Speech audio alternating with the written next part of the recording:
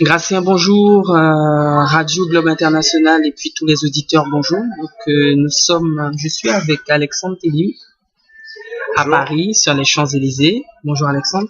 Bonjour Rudy. Comment vas-tu? Super, content d'être là, que tu me reçoives dans ce petit pub parisien. Ben, je te remercie parce que Alexandre est mon premier invité puisque je collabore maintenant donc comme correspondant de la Radio Globe International. Et puis grâce à Gracien et puis toute son équipe, je peux donc leur apporter des informations sur toutes les manifestations qui se font donc en métropole, culturelle, musicale, tout ce qui me ressemble, n'est-ce pas? Ouais. D'accord. Donc Alexandre Télim, auteur de la saga Trompage créole, que je connais bien, parce que je déguste en ce moment un deuxième tome qui est excellent, épicé. C'est bien que le premier. Je vais dire que oui, il est bien piment. Je ne mange pas de piment, mais là oui, il y a du piment, il y a de la bonne sauce. Gracien, je sais que tu aimes tous les mets, tous les repas qui sont bien épicés avec le trompage créole que je conseille, que je recommande à tous les lecteurs, à tous les amoureux même de ce genre d'histoire qu'on va découvrir à l'instant. Donc, trompage créole, avant ça, Alexandre Télim. Oui. Auteur, écrivain depuis quand? Depuis tout jeune, je crois. Oui, je ne sais pas à partir de quand on peut dire qu'on écrit, mais à partir du moment qu'on est publié peut-être. Donc, oui, mais à quel moment tu as senti, on sent toujours une fibre. Bon, tu sais que je suis aussi artiste, il y a bien un moment où il y a une envie, il y a l'engouement, comme on dit, mais il y a un moment où on écrit, il y a un moment où on y croit aussi, ce qui fait qu'on apporte une certaine crédibilité à son travail. Alors, j'aime écrire depuis le collège. Ouais. J'écris des petites histoires. D'accord. Au lieu de remplir un journal intime, je faisais des petites histoires où je créais des personnages qui ressemblaient à mes amis, à qui je voulais faire passer des messages. D'accord. Et donc voilà, j'ai toujours écrit comme ça, sans me prendre la tête. Des gens me suivaient, mais pour moi, il n'y avait pas encore de déclic. Mais c'est vraiment quand j'ai voulu parler de la jeunesse antillaise et que j'ai eu l'idée de la saga Trompage créole que là, je me suis dit, tiens, je pourrais aller au bout d'un projet, d'un vrai livre avec beaucoup de pages. Parce qu'avant, je faisais des petites nouvelles, de petites pages. Et donc voilà, l'engouement Trompage créole est venu lorsque j'ai commencé à faire différents sondages autour de moi, de mes proches, récolter des petits scandales, des intrigues, dessiner les personnages. Et je me suis dit, waouh, là, dans quoi je m'embarque? Est-ce que je vais pouvoir y arriver? J'ai créé mes 4 familles typiques des Antilles et voilà, je leur ai brodé toute une vie, quoi. Donc tout à fait. Donc je reprends pour celles et ceux qui n'ont pas compris que la saga donc Trompage créole, donc il y a le premier tome, Secret de famille, qui est sorti donc en 2011. Exact. Et Derrière les masques 2013, si je me trompe pas. Cette année, donc qui est le dernier petit bébé. Voilà. Alors pour reprendre donc l'intrigue de la saga Trompage créole se déroule donc dans des quartiers de Martinique avec donc 4 protagonistes, Yann, Flora, Maël et Lionel. Tout à fait. Qui sont tirés d'inspirés de qui? Oui, qui sont amis bien sûr. Qui sont amis, on va dire des jeunes, pas encore jeunes actifs, mais des étudiants de faculté d'université. Ils ont 20 ans, ouais. Ils ont 20 ans, donc une vingtaine d'années. Alors, est-ce qu'ils sont inspirés de... Est-ce qu'ils sont inspirés de je sais pas, peut-être 4 complices? En fait, qu'on voit dans le livre qu'il y a quand même... J'ai voulu réunir 4 personnalités qu'on peut retrouver assez facilement dans des groupes d'amis. Donc, il y en a un qui est plutôt sage, vers qui on vient se confier, qui est serein, qui est très psychologue, entre guillemets. Donc, c'est plutôt Yann. C'est plutôt Yann, oui. Voilà, il y a Flora, qui a une personnalité beaucoup plus affirmée, un peu rebelle, qui n'hésite pas à reprendre ses parents. C'est des familles, hein, c'est un peu mon loup. Et à fuguer. Ça, c'est Flora. Ouais, c'est Flora, oui. Il y a Maëlle qui est un peu plus réservée, un peu plus douce, qui est un peu aux antipodes de Flora, qui elle fait plutôt parler son cœur, elle suit un peu son éducation, ce qu'on lui a inculqué, voilà, sans écouter vraiment ses envies. Ça, c'est Maëlle. Et Lionel, meilleur ami de Yann depuis l'enfance. Lui, c'est une tête bridée, quoi. Il fonce, il est impulsif, c'est le personnage impulsif. Voilà. Donc voilà, je trouvais intéressant de mélanger ces 4 personnalités dans ce groupe d'amis qui nous font voyager dans les 4 coins de l'île. D'accord, ce qui rejoint bien donc trompage créole. Je pense qu'on t'a posé plusieurs fois la question pourquoi trompage créole, qu'est-ce qu'un trompage créole, même si bon je suis certain, j'espère en tout cas que les Guadeloupéens, parce que ça va passer dans le Guadeloupe, qui savent à peu près ce qu'un trompage créole. Est-ce que tu peux nous rappeler Bon, déjà la feuille de banane, si tu permets, avec des épices, du pain mouillé, après les épices, effectivement, on peut l'agrémenter de viande, de fruits de mer, de poissons, avec une sauce dont le cuisinier a le secret. D'accord. Que tu as aussi comme secret? Moi, je l'ai pas. Moi, je fais des trempages avec mon cuisinier qui m'accompagne pendant mes dédicaces dégustatives, mais je connais pas ses secrets. D'accord. Donc on peut agrémenter de goût un peu sucré-salé comme de la banane, en même temps des petits pois, des haricots rouges, ça se mange avec les doigts. C'est un vrai pas complet. Quoi. Et je trouvais intéressant de prendre cette image culinaire pour représenter toute la culture métissée qu'on a aux Antilles, quoi. Surtout que c'est un plat très riche d'histoire qui est né des périodes de pénurie des Antilles. C'est ce que les familles faisaient le dimanche avec ce qui restait de la semaine. Exactement. Et donc voilà, c'est assez emblématique. D'accord. Très bien. On va revenir un petit peu sur les 4 protagonistes. J'aimerais quand même te féliciter, parce que si je ne me trompe pas, Alexandre Télim, le 1er juin, a reçu donc la médaille de bronze au prix littéraire de Saint-Cyr. Oui, ça l'est fait. La médaille de bronze. Alors, quel est ton sentiment? Non, mais écoute, je pense que si j'apprécie, je me dois d'être un peu people. J'aime bien suivre un petit peu aussi ce que font mes amis, ce qui se passe dans la culture en général, les infos aussi. Et moi, j'étais surpris et très fier de voir un Antillais, Martiniquais, donc recevoir une belle médaille de bronze. Oui, c'est vrai que ça fait plaisir, ça fait une belle considération, puisque alors on passe beaucoup de temps à écrire, près de 2 ans par livre. Exactement, j'y arrive. Et donc du coup, c'est bien d'avoir un tel accueil, ça donne vraiment la niaque de continuer. On se dit que finalement on a un public qui suit, il y a des répercussions, et vraiment ça donne une autre dimension à la passion et à l'œuvre en elle-même.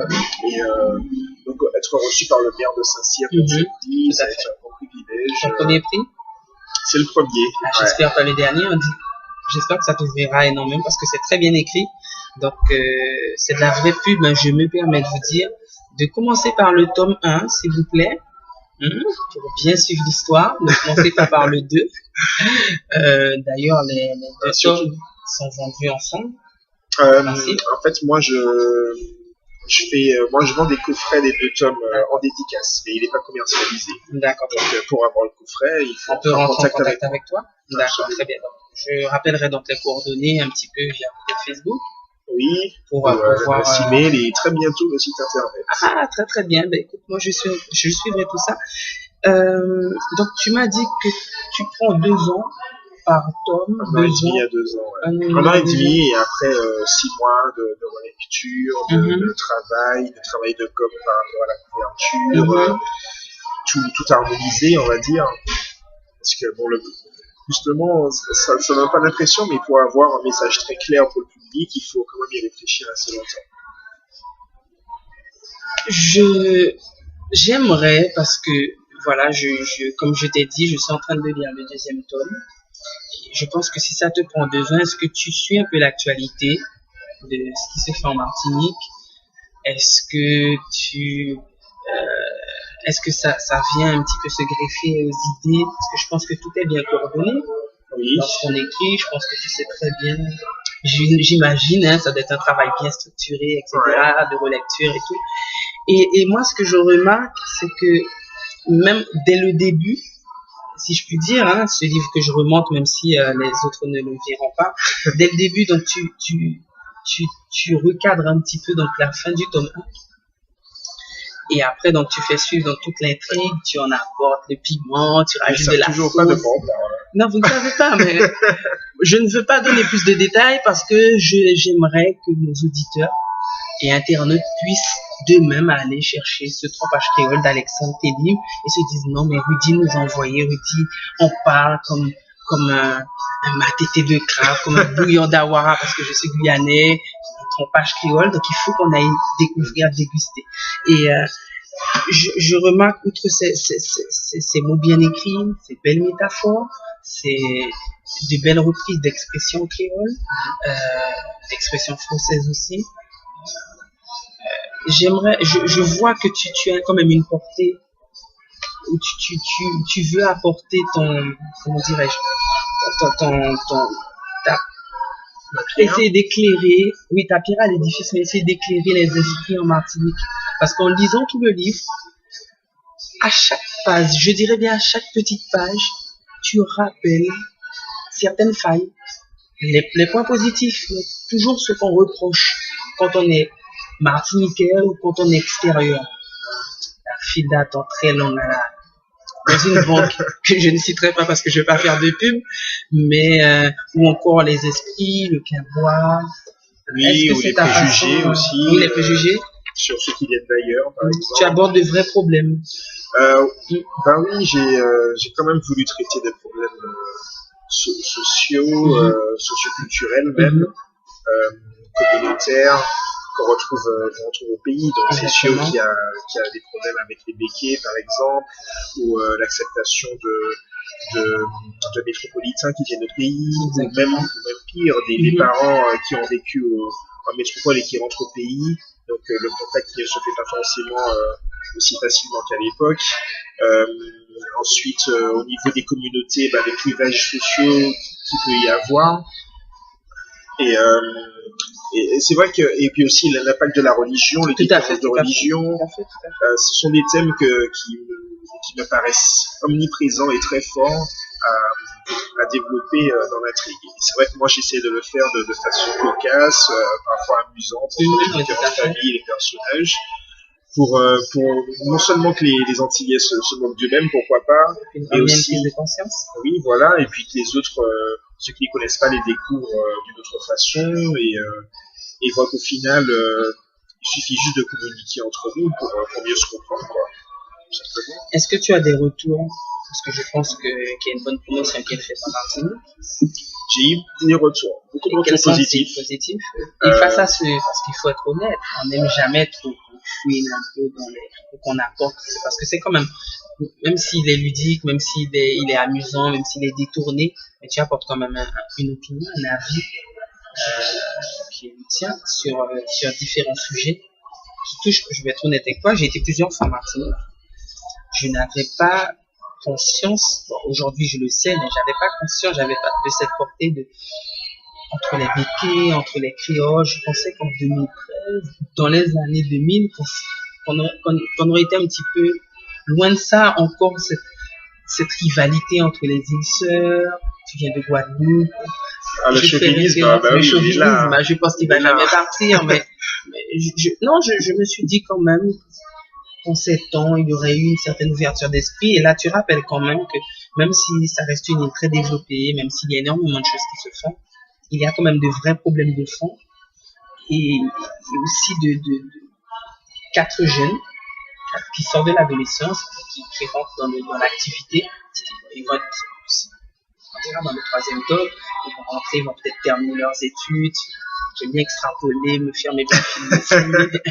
Donc, voilà, la prise de conscience se fait dès maintenant. C'est nous les jeunes qui portons le pays. Est-ce que, à travers ces 4 personnages, tu veux quand même apporter peut-être une solution, peut-être c'est sûr qu'on a toujours des messages à faire passer. Le mien serait juste de se comprendre les uns les autres, communiquer, éviter trop de secrets parce que certains peuvent créer beaucoup de dégâts. On le voit dans le livre.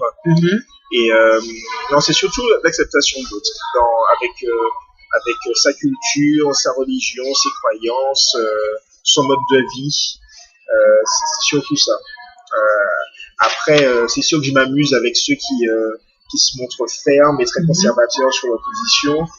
J'aime bien titiller là où ça fait mal, piquer les petits tabous et pour faire un peu réagir. Et c'est vrai que c'est ma façon de se dire, bon, c'est vrai qu'il y a beaucoup de secrets, beaucoup de choses non réglées au pays, et c'est ma façon de d'inventer une suite à si les choses se débloquaient, quoi. D'accord. Non, mais ça c'est très bien parce que bon, moi j'avais pensé à une petite portée politique. Parce qu'il faut être honnête, un artiste, même s'il passe par la culture, d'accord, c'est vrai qu'il passe par son art pour faire entendre sa voix, qu'il soit écrit, qu'il soit chanté ou autre. Et on est bien d'accord que le roman marche bien, comme on dit, on le porte bien. Est-ce que est-ce qu'on peut pas penser que ça peut amener un peu inspirer certains politiciens, inspirer certaines personnes qui œuvrent pour la culture martiniquaise, pour tous les problèmes sociaux, essayer de leur... Est-ce que tu as pensé à ça, ce genre de campagne qui aurait une autre portée, je suis assez proche de plus en plus de certaines municipalités, de maires de villes, qui accordent beaucoup d'importance à la culture et au message des artistes. Donc c'est vrai qu'ils me font quand même sentir que nos messages sont pas insignifiants, quoi. Il y a quand même un public à l'écoute et eux ils s'intéressent à ce qu'on dit, à ce qu'on revendique, peut-être pour orienter leurs opinions, pour leur culture générale, j'en sais rien, mais c'est vrai que ça a un impact qui n'est pas insignifiant. Mais c'est vrai que mon but n'est pas de me lancer dans une campagne. C'est vrai que je fais mes petits ouvrages et j'essaie de les faire connaître le mieux possible. Ça s'arrête là pour l'instant. Après, je ne sais pas où les choses vont me porter. Hein. D'accord. Donc, pour l'instant, tu te laisses porter. Oui, je reste concentré en tout cas sur mes écrits. Ça a un impact positif qui m'encourage, très bien. Après, on verra la suite des choses, quoi. Entre le 1 et le 2, le premier tome et le deuxième, toi, quel est ton sentiment? Quel est ton... comment tu te sens? Parce que je pense qu'au premier, on est quand même... on a une certaine appréhension, on est anxieux. Le premier, voilà, on ne sait pas comment ça va être accueilli. Et là, c'est le deuxième. Le premier, on ne sait pas comment il va être accueilli, on ne sait pas s'il a réellement une place dans le monde littéraire ou le monde tout court. On se dit, wow, est-ce que ça va marcher, quoi? Est-ce que les gens vont adhérer? Et c'est vrai qu'il y a cette anxiété qui a fait que moi, je ne pouvais plus rien écrire pendant cette période où je doutais. Donc, j'étais en instance, j'attendais les retomber pendant 3-4 mois. C'était un peu le suspense. Et puis, j'ai commencé à avoir des avis positifs de gens qui ont lu le premier tome en une nuit, qui en ont reparlé, et du coup, moi, je suis là. Du coup, ça a donné une autre dimension, quoi. Ça encourage, et donc je me suis lancé en deuxième, surtout que la maison d'édition m'a encouragé à poursuivre l'aventure. Donc voilà. Et me voilà encore dans l'écriture du troisième. Ah, d'accord, ben on y arrive, hein, ça tombe bien, puisque j'arrivais donc au projet. Quels sont tes projets? Donc, l'écriture du troisième a déjà commencé? Oui, parce que ce qu'on n'a pas dit, c'est que le concept de trempage, c'est l'évolution des 4 familles des protagonistes sur une année, donc à travers les différentes cultures et coutumes. Donc le premier tome, c'est entre les mois d'octobre à décembre. Exactement. Le deuxième, de décembre à février, période carnavalesque. Donc les autres poursuivent l'année et ses coutumes. D'accord, donc le troisième tome va porter sur la période estivale. Non, ça sera le carême. Le carême. Pas de Pentecôte. D'accord. Donc, ce qui sous-entend qu'il y aura un 4e tome pour la période estivale. Probablement. Qui sait? Oui, non, je tiens à arriver au bout de la saga, bien que j'ai déjà d'autres idées d'ouvrages avec d'autres thèmes. J'espère que les lecteurs qui auront aimé Trempage Créole adhéreront aux autres univers que je pense leur offrir. Et ce serait quels univers? Ah, c'est top secret pour l'instant. C'est top secret pour l'instant. D'accord. Mais ce sera toujours du roman, toujours de l'intrigue. J'aime beaucoup les destins croisés. Ça restera toujours dans une dynamique particulière qu'on a retrouvée dans Trempage. Je pense que j'ai un style qui va rester. Tu veux rester dans ce style? Tu feras quand même les tomes de Trempage Créole et en même temps tu travailleras sur ces nouveaux bébés, ces nouveaux projets où tu attends de faire le 3, de nous l'offrir Et puis après, Je ne peux rendre public aucune chronologie de mes travaux. non, mais c'est moi, tu me connais. N'est-ce pas, oui, Gratien? attends. Gratien, comme on dit, j'ai mon petit côté fiaya. Dans cette interview, j'ai quand même voulu, Gratien, ne pas trop laisser le public découvrir, aller vers ne pas leur donner toute l'intrigue, tout ce qui se passe dans le roman. Je veux quand même les laisser découvrir, mais si tu veux nous apporter, donc je pense qu'on peut leur laisser déguster. Qu'est-ce que tout ce que je peux leur dire, c'est que c'est du roman, c'est des intrigues, des scandales de quartier, autour des thèmes qu'on connaît bien, l'adultère, la calvoie, des problèmes d'héritage, le partage des terres entre le pays, entre familles campagnardes, aisées, communautés indiennes, noires, béquées, un peu de tout, quoi. Donc j'ai vraiment fait à ma sauce ce fromage créole. Quand même, je précise, vu par la nouvelle génération, un ouvrage où les jeunes s'y retrouvent. Je suis lu par mes plus jeunes lecteurs ont 11 ans, et j'ai des parents et des grands-parents qui le lisent tout aussi bien. Ça reste un ouvrage familial. Et donc voilà, c'est facile à lire. Avec des notes historiques, culturelles, alliées à l'intrigue. Est-ce que je peux dire quand même, c'est pas parce que c'est trompage créole que l'intrigue se passe en Martinique. Moi, parce que je l'ai lu, et je le lis encore, ça peut vraiment toucher toutes les communautés. Ça va nous concerner, nous, Antillais-Guyanais, même Doniens. Et je pense aussi qu'au sein de l'Europe, ils peuvent se retrouver parce que les intrigues, parce qu'il y a des traductions, etc., les intrigues sont en réalité les mêmes.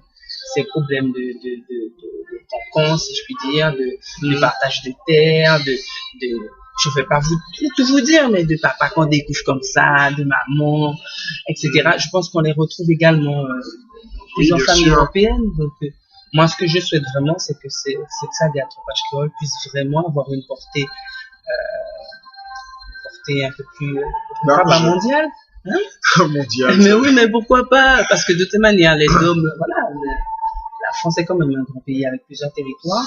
Et puis, non, c'est vrai que j'ai voulu montrer que les familles antillaises, qu'elles soient particulières avec leur environnement, leur culture, leurs croyances, qu'elles sont comme les autres.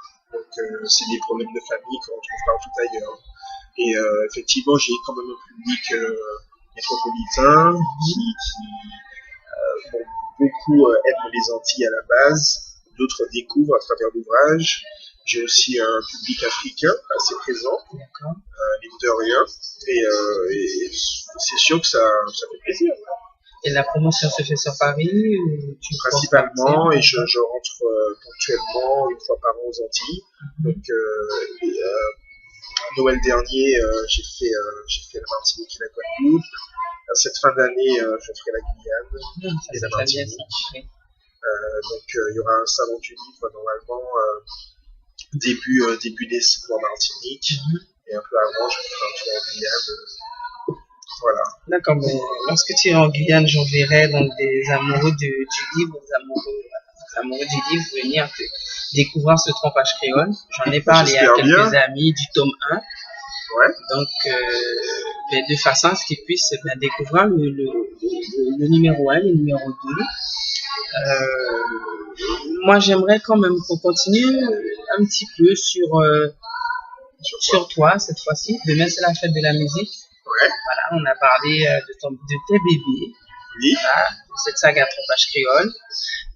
Qu'est-ce que tu as revu pour la fête de la musique de demain? Là, je vais rejoindre des amis, je pense, après le travail. Je vais rejoindre des amis en fin de journée. Je vais d'abord dans leur association de danse, Broca, et ensuite on boira un pot, et après on finira dans Paris, je pense. J'aime quand même, j'ai quand même une vie sociale. Hein. C'est vrai que c'est beaucoup. Non, j'ai pas dit ça, mais je sais que c'est beaucoup de concessions d'écrire, mais dans des moments comme ceux-là, ouais. Moi, j'ai envie, voilà, ma question était de savoir un peu ce que tu faisais pour la fête de la musique, parce qu'on est quand même, voilà, c'est ça, et que j'avais quand même envie que tu nous parles d'un autre Alexandre, qui est aussi un écrivain, qui est passionné, qui est aussi s'intéresse à d'autres. Donc j'ai dit effectivement qu'après le travail, je rencontre ses amis, et effectivement écrivain, c'est ma passion. Hein. Donc, je travaille dans le conseil environnemental. À côté, c'est pas toujours facile à concilier les deux, mais je m'y accroche. Parce que bon, trempage, je vais pas le lâcher comme ça. Il faut pas, C'est une belle aventure, ça ouvre des portes qui n'auraient jamais été ouvertes. Et voilà, ça continuera quoi. Écoute-moi, ce que je te souhaite pour trompage, moi j'aimerais bien voir un trompage dans le petit écran, tu sais. J'en ai déjà parlé. À bon entendeur. À bon entendeur, donc oui, pourquoi pas, un trompage créole. Il y a déjà donc Secret de famille, derrière les masques. Et puis il y a le troisième, on ne m'a pas encore donné de titre, je vais pas continuer à essayer de creuser. Je vais te faire languir, j'ai déjà la fin, j'ai déjà le titre. Ah, c'est parfait. J'ai commencé à écrire. D'accord. Okay. Voilà, c'est assez... Ce sera plus pimenté que le premier et le deuxième? Il sera un peu plus sombre. Un peu plus sombre. Ouais. Il va plus se faire travailler nos consciences. Il y aura un côté un peu plus judiciaire. Un peu plus judiciaire. Ah, ouais. D'accord. Plus polar. D'accord, très bien. Écoute Alexandre, je te remercie. Merci à toi, Je te remercie beaucoup. C'est très agréable. Je tiens donc à vous dire, chers auditeurs, donc le Trompage Créole, derrière les masques, donc il y a le tome 2 qui est sorti donc cette année. Nous avons le numéro 1 qui est sorti en 2011, qui est toujours en vente. Absolument. Et l'un n'est pas sans l'autre. Ah oui, mais de toutes les manières, comme je vous ai dit, on commence par une maison se construit pas par le toit, c'est la fondation, donc il faut lire le 1. Oui. Après le 2. Surtout qu'il y a 4 familles, une quinzaine de personnages, et puis non, c'est mieux de commencer par le début, c'est sûr. Après, il faut se familiariser avec tout ce petit monde, et puis ils deviennent vos meilleurs amis. D'accord. Non, mais c'est tout à fait ça. Moi, je suis un lecteur, je suis un fan, donc merci de suivre. Je te souhaite donc en tout cas beaucoup de bonnes choses. Donc, comme je disais, pourquoi pas avoir ce petit écran, parce que tu sais, parfois on nous passe des séries qui sont pas très intéressantes, et là il y a de la matière. Hein. On fait quelque chose de très bien. Donc, appel aux intéressés. Et puis, moi, je suivrai cette actualité donc pour Radio Globe International, pour le 3e tome, et puis donc les autres projets qui sont en cours, qui restent secrets. Oui. D'accord. Non, mais je serai présent au rendez-vous. Tu m'appelles quand tu veux, pas de problème. Très bien. Et Gracien, c'était avec. Nous sommes donc dans un petit pub sur les Champs-Élysées. Oui, bien sûr. Juste pour dire mon contact. Donc, oui, bien sûr. On peut me retrouver en librairie, chez Jalzor, librairie Megastore à Disneyland, Mélis, un peu partout.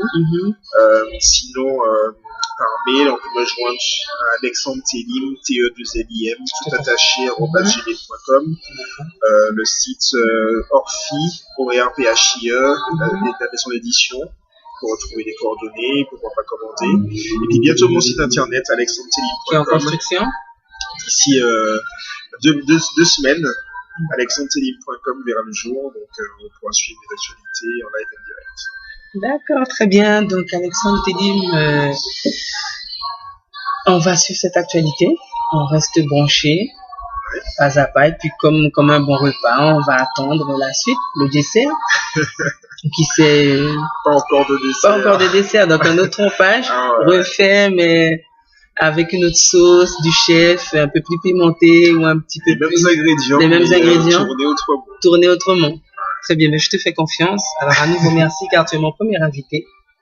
Quel honneur, quel privilège. Écoute, j'ai voulu choisir quand même le meilleur, une bonne inauguration. Exactement. Comme on dit au café, nous chocontons. Comme on dit en Guyane, nous fiers, dis-nous, nous ken prix comme ça. Je pense que s'il faut pousser la jeunesse, j'ai pour philosophie de nourrir les personnes de leur vivant. Et puis de pousser un peu, parce que c'est nous qui faisons le pays. Je crois que par la culture, on peut vraiment faire les consciences, comprendre certaines choses. Oui, c'est sûr que c'est un vecteur qui a son importance, quoi.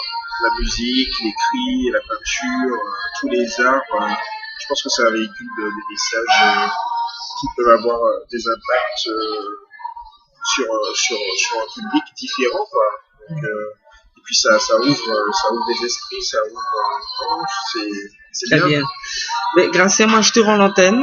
Je vous remercie. Je remercie à nouveau donc Alexandre Télim. Je souhaite donc à la Guadeloupe un très bon samedi. Je ne sais pas s'il pleut, s'il fait beau, mais en tout cas, chez nous à Paris, il fait bon, c'est ça? On va dire que oui. On va dire que oui. Bon, nous sommes habitués en métropole à un temps mi-figue, mi-raisin. Donc, à très bientôt. Et puis, pour la fête de la musique, je vous réserve des petites surprises. Comme toute surprise, je ne vous dis rien. D'accord? Gros bisous.